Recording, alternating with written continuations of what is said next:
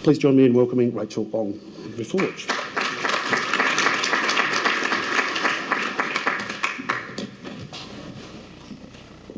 Thank you, Michael, for that introduction, and good morning to everyone. I'd like to spend the next 30 minutes or so highlighting key findings from this Ahuri inquiry into the links between housing, labour force participation and economic growth. But before I do that, it's important to acknowledge the huge amount of collaborative effort that's gone into this inquiry. There's lots of names there up on the screen, and that's because the research team behind this inquiry comprised around 16 research academics from 4 institutions. And we also really benefited from policy input from 8 key representatives from federal and state governments and the housing industry as well. So I must say that this inquiry has broken the record in my books for being the largest Ahuri research endeavor I've ever been involved in. And I think it's likely to hold that record for a long time to come. Let me start with a brief overview of the framework that has guided this inquiry. Now, the diagram you see up on the screen shows the integrated framework that we've used, which tries to cover both economics, spatial, and governance issues. If you just focus on the 4 grey arrows going down from the housing policies box to the economy, you'll see that what we tried to do in the inquiry was to focus on 4 key channels through which housing might affect the economy. We picked these 4 key channels from a review of the international literature, and what we wanted to do was to investigate the extent to which these channels were actually important in Australia.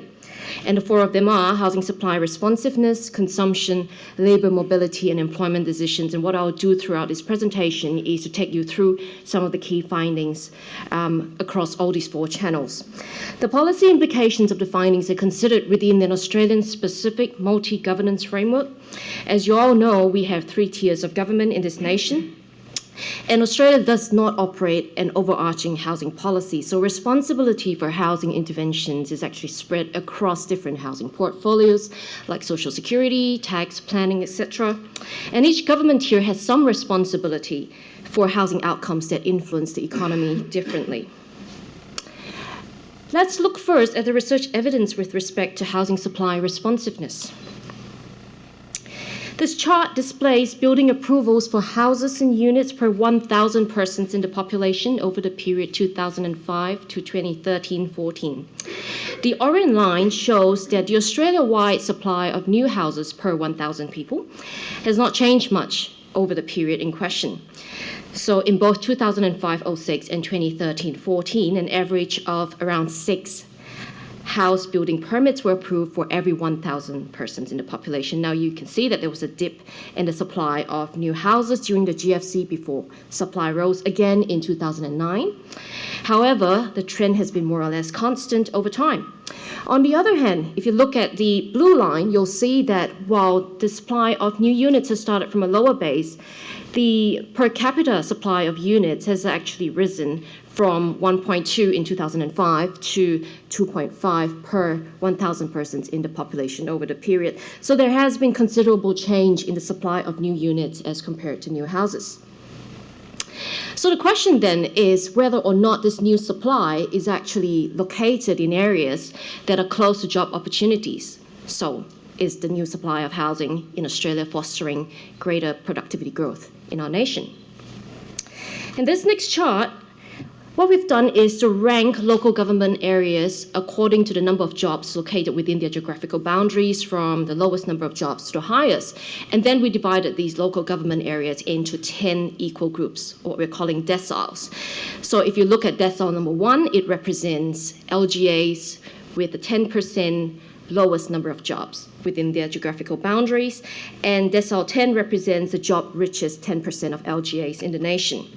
The blue bars represent the growth in the stock of houses. The red bars represent the growth in the stock of units between 2005-06 and 2013-14.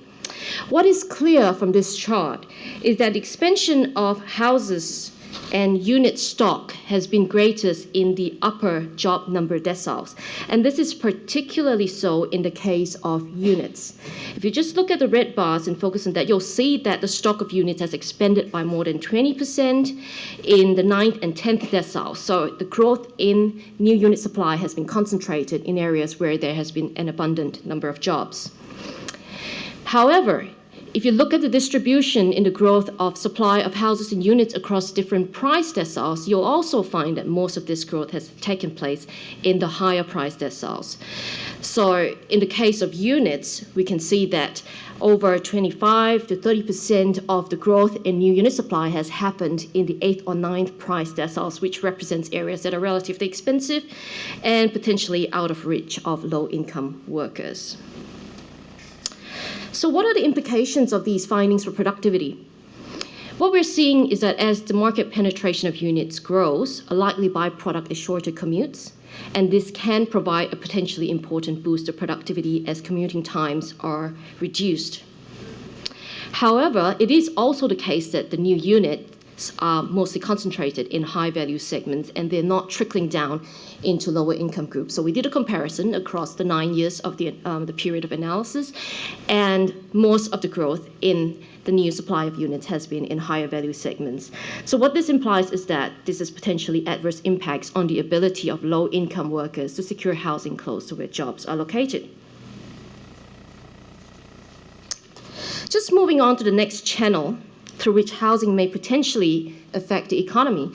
The inquiry found that there is also a link between house price changes and household consumption. The hypothesis there is that when house prices rise, homeowners are more willing to increase their spending because they're able to borrow more against their homes to finance the spending. However, our analysis of some ABS datasets found some differences between periods before and after the global financial crisis. This chart shows the annual consumption of households in Australia before and after the GFC per $100,000 increase in their real house prices. If you just look at the bar charts on the left and the bars on the left and the ones in the middle, you'll see that for some groups, they've actually become more conservative in their spending response to house price changes after the GFC. And these include homeowners without investment properties and home-owning property investors who do not own a mortgage debt. However, not all groups have become more conservative since the crisis. Homeowner investors with mortgage debt increased their average annual spending after the crisis from about $1,700 a year to over $2,800 a year for every $100,000 increase in their housing wealth. This suggests that investors with debt are not as risk averse as other groups. However, highly leveraged households can be exposed to significant loss if house prices fall or interest rates rise. And this can in turn pose systemic risks for the economy. So clearly, the consumption channel is an important link through which housing policies and house prices and mortgage debt in particular can affect the economy.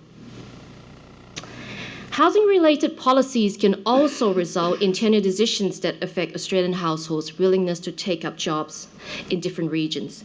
And this can in turn impede the long-term productive capacities of regional economies. So, for instance, if a job opportunity arises in another area, which is not in the area of residence of a homeowner, that homeowner may feel reluctant to give up his or her house where he or she is currently living to move to another location where house prices may be different. And then overall, at a macro level, there can actually be a bit of spatial mismatch between job opportunities and the skills that are available in a region. So do we actually find evidence that different housing tenures affect mobility decisions in Australia? We undertook a comparison of individuals who are of working age across different housing tenures. We compared private renters with those who are living rent-free, those who are in social housing, homeowners with a mortgage, and those who are outright owners. So this chart that you see on your screen shows the likelihood of persons in each tenure moving relative to those who own their homes outright. And what it's actually saying is that on average, if you hold all other factors constant, private renters are 15 percentage points more likely to move from year to year than those who own their homes outright. This is followed by rent-free persons. Social housing tenants are also more likely to move than those who own their homes outright, but just slightly, so slightly more, at 4 percentage points higher. What are some of the implications of these findings? One has to do with Commonwealth rent assistance. We know that CRA is geographically transferable, and therefore CRA can potentially assist eligible individuals to move to regions with better economic prospects than social housing can. But we also need to consider the fact that there is considerable heterogeneity in rental market conditions in Australia. So there is a case for providing CRA at rates that better match regional circumstances. This may in turn enhance the ability of job seekers to move to regions that offer better opportunities for employment and economic advancement despite higher housing costs. On the other hand, we can see that homeowners are least likely to move in comparison to those who are renting. So tax concessions for owner-occupied housing can potentially impede the geographic mobility of homeowners. And reforms that reduce transaction taxes like stamp duties, for instance, may go some way towards promoting mobility amongst homeowners to be able to better take up job opportunities in other regions. Now, in this inquiry, we also examined various ways in which housing may potentially impact on people's decisions to take up employment. We looked at 3 key domains. We looked at housing wealth, we looked at mortgage debt, and we looked also at different forms of housing assistance. And we asked the question of whether or not these different types of housing realms actually have an impact on people's decisions to extend their working lives or take up job opportunities. Let's look first at housing assistance and employment. We looked at data from the Household Income and Labour Dynamics in Australia survey over a period of 10 years, and we considered what we're calling work-ready housing assistance recipients, just simply defined as those who receive housing assistance in the form of either CRA or social housing, but who also receive New Start or youth allowance. We ran a policy simulation asking the question of what would happen if Commonwealth rent assistance were actually removed, and so CRA recipients are no longer able to receive CRA. What we found that the removal of Commonwealth rent assistance would only cause a rise in employment rate from 19.7% to 20.2%. This is actually a very, very small gain in employment rate. The model actually predicts such a small gain because of the design features of CRA. We know that Commonwealth rent assistants typically do not lose their Commonwealth rent assistance entitlement until the pension or allowance that CRA is attached to is actually lost. So the way that CRA is designed actually means that it is a minor influence on employment participation. What about public housing? There's been a lot of debate around the extent to which public housing subsidized rent might affect employment decisions through replacement rates. So we ran a policy simulation whereby we assumed that there was a hypothetical scenario where a cash bonus of $2,500 is offered to public housing tenants to incentivize and sustain their employment. And what we found was that the offer of this particular financial incentive would have also very little impact on employment. As you can see there up on your screen, we find that median replacement rates will only fall from 81 to 71%. Now, the replacement rate is just simply defined as the ratio of a tenant's income while out of work in comparison to the tenant's income if the tenant were to be in work. So in the numerator is income while out of work, in the denominator is income while in work. And if the replacement rate were to fall, it means that work incentives should actually rise. And we do find that replacement rates do fall by about 10 percentage points. But this again translates into a very small rise in employment rate amongst public housing tenants. And the conclusion that we drew from this policy simulation was that reforms that strengthen financial incentives to work will actually have a very small impact on public housing tenants, even those who are considered work-ready by virtue of the fact that they receive New Start allowance or youth allowance. So an integrated approach that addresses barriers to employment is likely to be more effective in trying to raise employment participation rates among public housing tenants. We know that public housing tenants tend to be a very disadvantaged group, and they often face complex barriers to employment participation. And so the approach of simply offering a financial incentive is not one that is likely to have a huge impact on one's ability to take up employment if one is a public housing tenant. On the other hand, an integrated approach may likely be much more effective. We looked at the issue around housing wealth, and the results were a bit inconclusive because we found that for younger people, for instance, housing wealth may indeed help them to extend spells of employment, as is the case for some older age groups. But we didn't actually find a consistent trend across all groups in the population. But what we did find was a very strong finding that amongst pre-retirees, rising levels of mortgage debt actually extend their working lives. Now, just to demonstrate what I mean, pre-retirees aged 55 to 64 years are 18% more likely to continue employment for every $100,000 increase in their mortgage debt. There's a little bit of causation issue here because we don't know whether people are actually having to increase their working lives because they're under some kind of mortgage stress. As they're carrying more mortgage debt into retirement, they find they're being forced to extend their working lives. Or is it indeed the case that people are already prepared to extend their working lives, and therefore they're willing to take up higher levels of mortgage debt to soothe consumption over their working lives? So there is a bit of more work to be done in relation to identifying what the direction of causation is.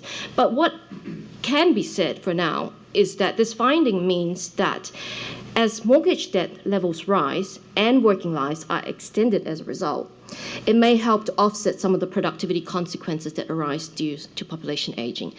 But of course, it needs to be made clear this is at the expense of greater exposure to mortgage debt, which in turn poses some systemic risks to the macroeconomy.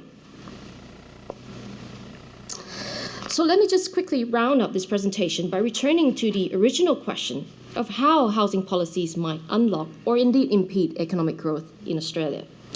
This inquiry has shed light on some key channels through which housing policies may affect the economy. We looked at Commonwealth rent assistance, for instance, and found that it is geographically transferable. It may indeed help people to move to other regions away from where they live to better take up job opportunities. But there is a case for a better match between CRA rates and regional rental market conditions. Reforms that strengthen public housing tenants' financial incentive to work will unfortunately only have small effects on employment. So an integrated approach is likely to be more effective to address multiple barriers to employment that public housing tenants face. Tax concessions for owner-occupied housing may impede homeowners' geographic mobility, but on the other hand, reforms that reduce transaction taxes like stamp duty will promote their ability to move to take up jobs in other locations. Housing supply findings show a very positive outcome, which is that there is a strengthening of the co-location of jobs and the supply of new units. This can result in shorter commutes with a resultant boost to productivity. However, these new unit supplies do tend to need to be in locations where low-income workers can access them, and at the moment it is looking like they're being located in areas where low-income workers would find it very hard to access those new units. Housing clearly has macroeconomic effects. Mortgage indebtedness is an important driver of employment and spending decisions, so monetary policy levers, while not directly housing related, have important influences on people's employment decisions and their consumption patterns, and that in turn translates into impacts on the macroeconomy. Finally, despite housing's large presence in the economy, it is still too often viewed as an adjunct of social policy with few economic consequences. This inquiry makes a compelling case for considering housing differently as essential economic infrastructure. Housing needs to be repositioned from the periphery to a more central place within national economic debates. This will be crucial for harnessing the potential of housing policies across all government tiers in order for housing policies to promote rather than impede economic growth in Australia. Thank you.